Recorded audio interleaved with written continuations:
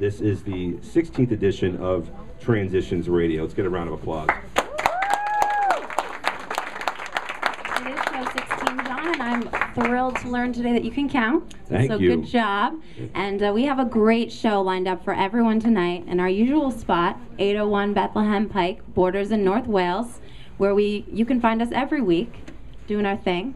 Tonight we have on the Divine Hand Ensemble. We have a very, very special interview with them and performance there actually being filmed to be featured in a documentary.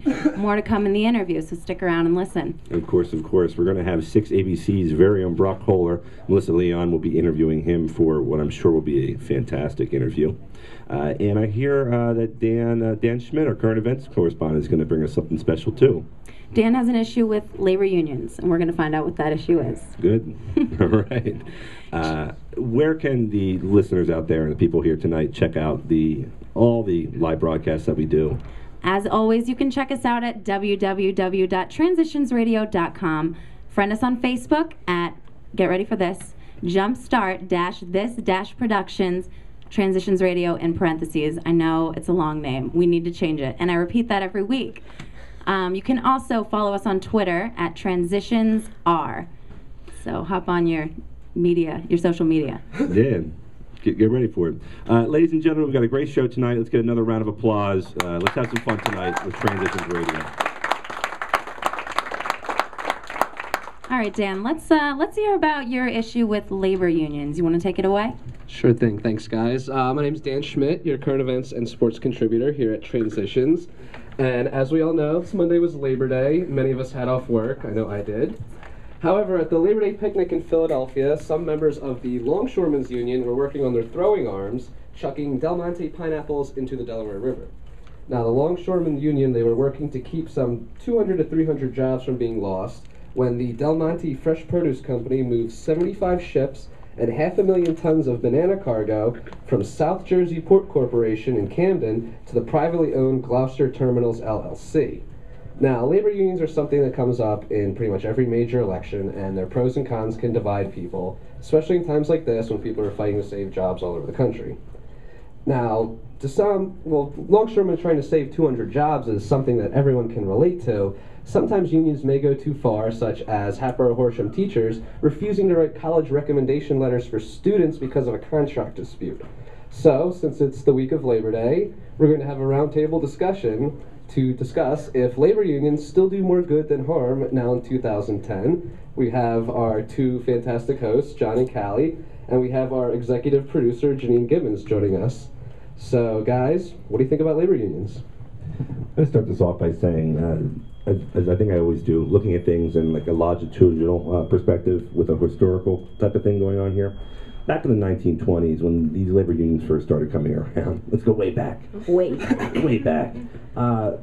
These were times when workers' rights weren't protected. This was around the Triangle Shirtwaist Fire that happened in New York City, where a lot of workers died in a fire. These were children that were working in coal mines and reaching their little tiny hands into coal chutes with heavy rocks coming down, just really kind of incorrigible, terrible things happening.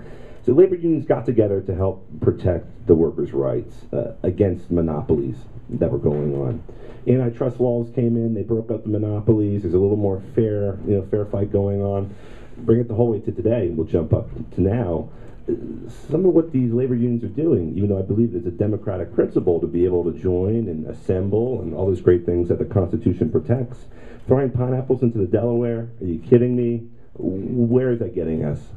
I'll have to say that of course I'm for assembling and communicating what your needs, what you think that you deserve. Especially, it can be intimidating if you feel like you're the only employee in the company that may want something, and it's definitely reassuring to group with another, to join with another group of people and realize, okay, there are other people who sort of want the same things I want. But one thing that comes to mind immediately when I think of labor unions, and especially this type of disaster, is groupthink. When you're in that group mentality, and all it takes is, I'm in a group, I'm not an individual, I can do whatever I want. And that's where it crosses the line from safe to dangerous and wrong. A friend of mine made a pretty good quote to me recently about labor unions. He goes, labor unions are like an appendix. A long time ago, they did serve a great purpose. But now they're a little archaic, and you should really cut them out before they cause more problems than they're worth. Now, I mean, people trying to save their jobs, it's something everyone can relate to. But at the same time, I think some of these unions have to look around them and be like, I mean, these longshoremen are getting paid $24 an hour to unload bananas from a boat. I mean, that sounds like a pretty sweet job to me right now. I don't understand why you would have an issue with that. Well, I was just going to say, I mean, I agree with specific incidents where labor unions maybe go too far, but having two parents who worked for the Postal Service for over 30 years, just showing the reverse side of it, labor unions can do a lot of good because, if you need a sick day and you can't get it. I know my mom and dad had bosses who weren't always nice.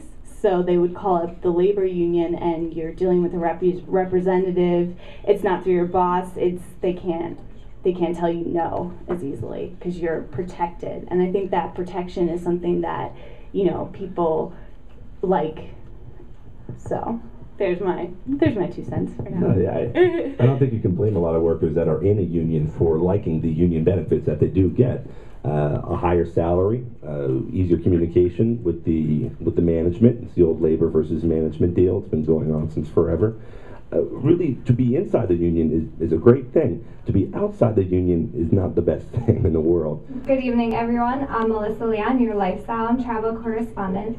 Tonight on Philly's Lifestyle and Travel Trends, I'm here with Brock Kohler to discuss his lifestyle and transitions as the 6abc.com web producer. Welcome, Brock, to our show. Welcome, Melissa. Thank you for having me.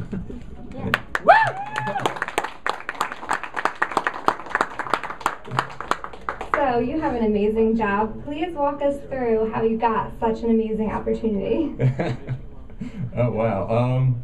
Well, it's goes with the phrase that if there isn't a door, you make a door for yourself. And I kind of made a door, and it led me into the studios of Channel 6 because what happened was I graduated Temple University. I went, we got fellow owls in the house here, I see. So I graduated graduate school at Temple University, and then I was looking around for a job, and of course there were none. So I went to this symposium at Channel 6, and I started talking to people. One thing led to another. They said there was a job opening, and lo and behold, I got that job. I'm responsible for the newscast. You know that newscast that comes on every day? Well, for those who want to see the videos that are on that newscast, I put those on the website.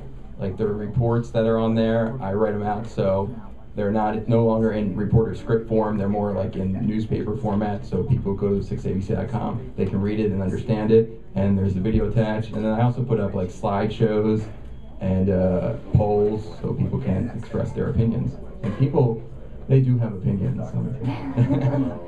So what's your favorite part of your job? My favorite part would be actually working in television and being around that atmosphere. Ever since I was a little kid, I always wanted to work in television, and I'm there, and it's awesome. And sometimes I pinch myself, and it hurts, but I don't wake up because it's not a dream, Melissa.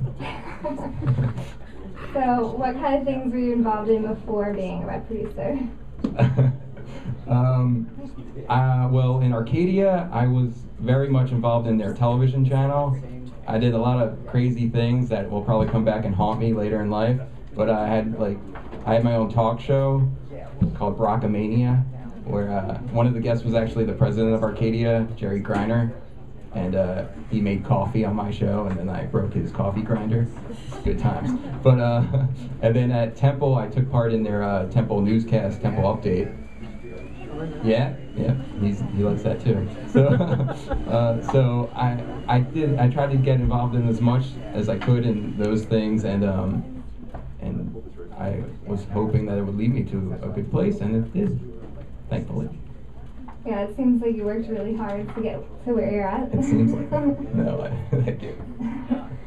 So now I noticed on 6abc.com that you actually get to do kind of what we do on Transitions Radio. You get to do interviews with special guests, and some of your guests are pretty special.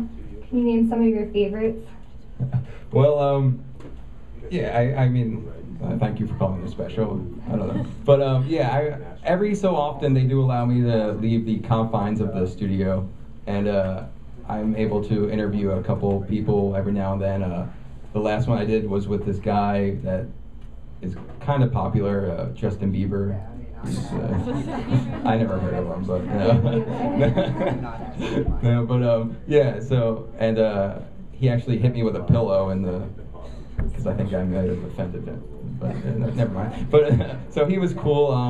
I got to interview John Cena. He's a big wrestling star, and he's actually in a new movie that's coming out on Friday. So occasionally they let me go out and interview, but most of my job is remaining in the station and putting the news on the web for your enjoyment, mostly. Right. Ladies and gentlemen, we have our executive producer, Janine Gibbons, with the nightlife correspondent and What's on Tap.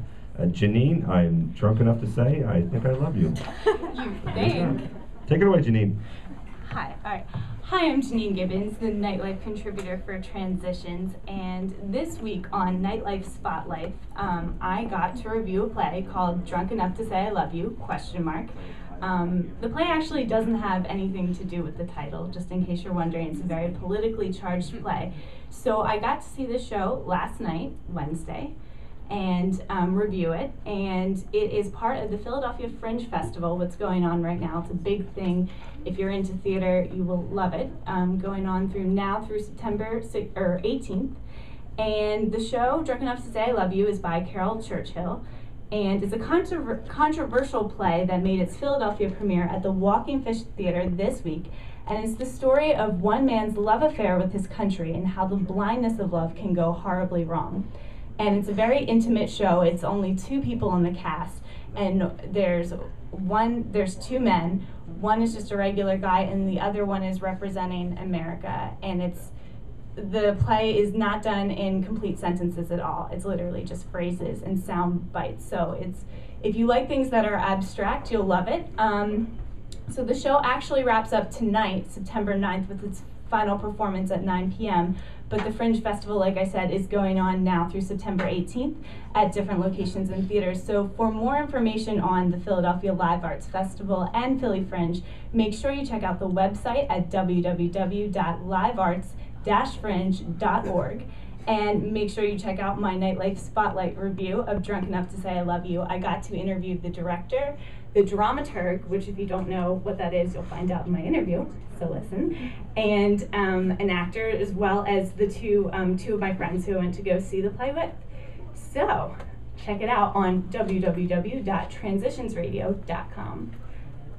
So here is what's on tap this weekend, Transitioners. Rock and Roll Hall of Famers Blondie will be performing at the House of Blues in Atlantic City, New Jersey this Saturday, September 11th at 8 p.m.